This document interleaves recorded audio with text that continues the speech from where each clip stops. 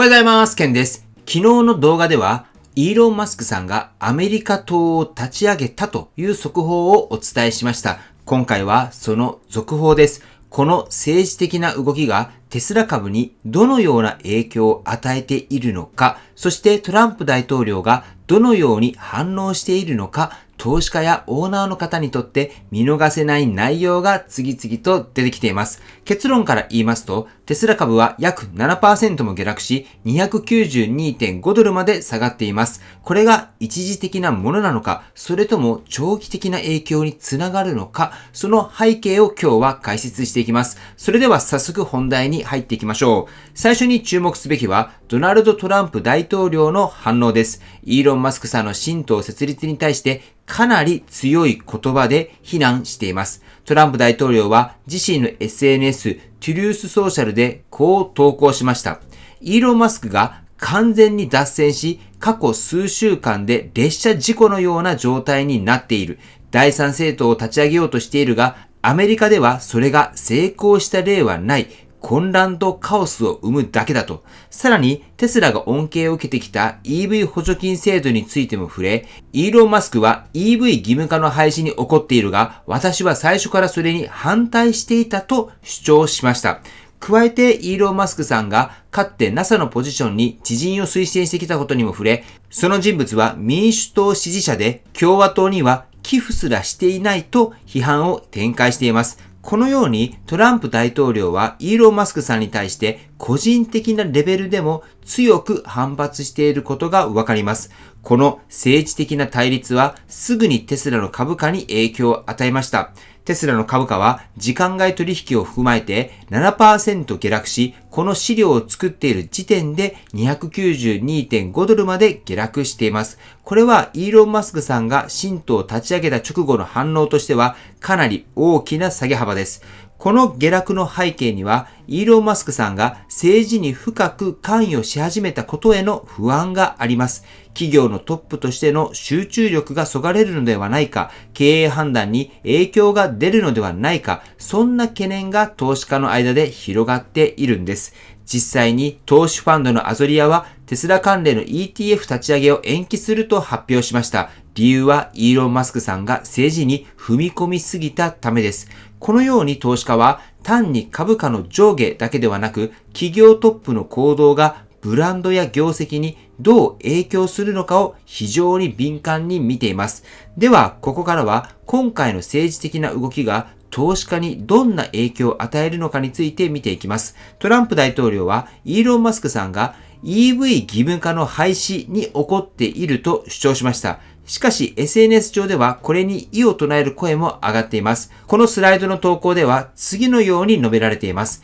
イーロン・マスクが怒っているのは EV の義務化ではない。彼が本当に問題視しているのは今後2年間で5兆ドルも追加されるアメリカの財政赤字だと。この投稿でさらにイーロン・マスクさんに近い人物であればその意図を理解しているはずだとし、副大統領の JD バンスさんに対して大統領に正しい情報を伝えるように促しています。つまりイーロン・マスクさんの政治的な動きの背景には財政保守の立場から来る強い危機感があるということになります。アメリカの財政赤字が拡大していく中で、イーロン・マスクさんは単にテスラの経営者としてだけではなく、未来の国家の形に対して自ら関与しようとしているということだと思います。はい。ということで、ここまで見てきたように、イーロン・マスクさんの政治的な動きは単なる話題作りではなく、テスラの株価や経営に直接影響を与え始めています。僕たちテスラ株の投資家としては、イーロン・マスクさんが経営にどこまで集中できるのか、これは非常に重要なポイントです。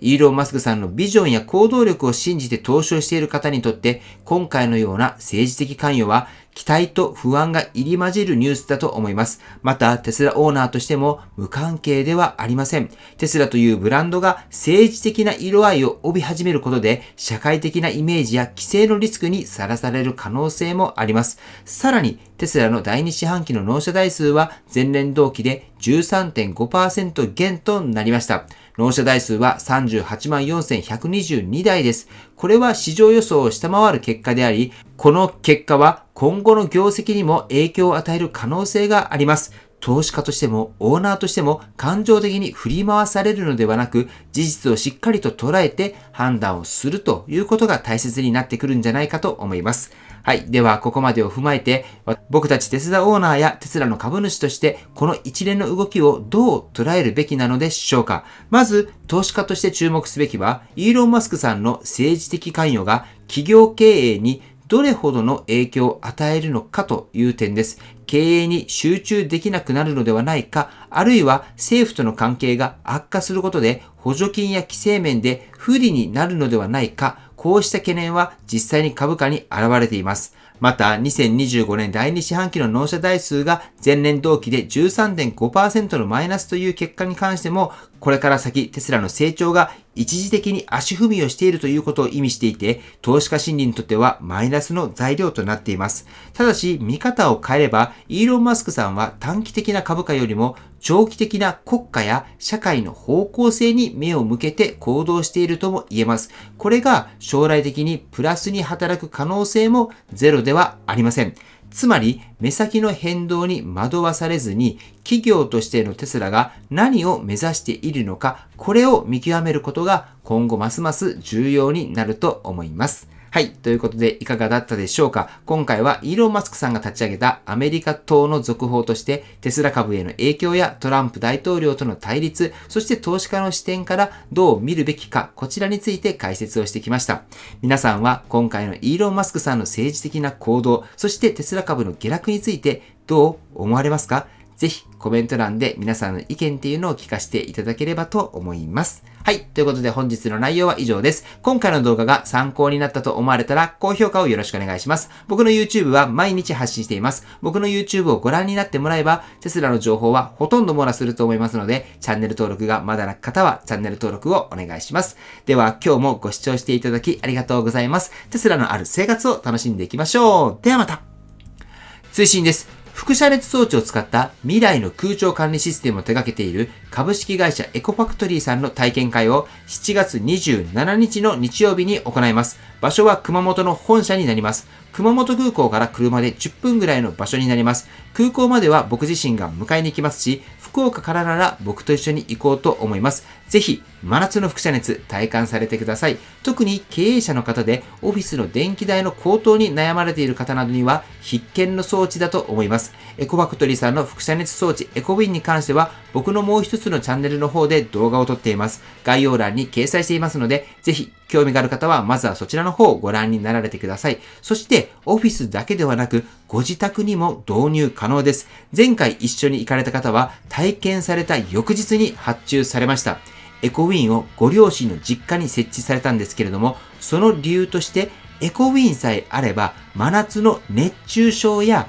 真冬のヒートショックが防げそうだからということです。今はもう毎日めちゃめちゃ暑いですよね。その中でやはり熱中症っていう危険が非常にあるわけなんですけれども、このエコウィンを導入することによってそのリスクも大きく下げることができると思います。ぜひね、こちら体感しないとわかりませんので、ぜひね、体感されてみてください。輻射熱って聞くと真夏に大丈夫なのって思うかもしれませんが、めちゃくちゃ快適な空間になります。また、この体感会ですが、8月19日の火曜日に次は東京の支社の方でも行うことになりました。この日僕も東京まで行きます。ぜひね、東京近辺の方で熊本はちょっと遠いよと言われる方は東京の方に来られてください。興味がある方は僕の公式 LINE の方から問い合わせの方よろしくお願いいたします。では本日も最後までご視聴していただきありがとうございます。素敵な一日をお過ごしください。ではまた。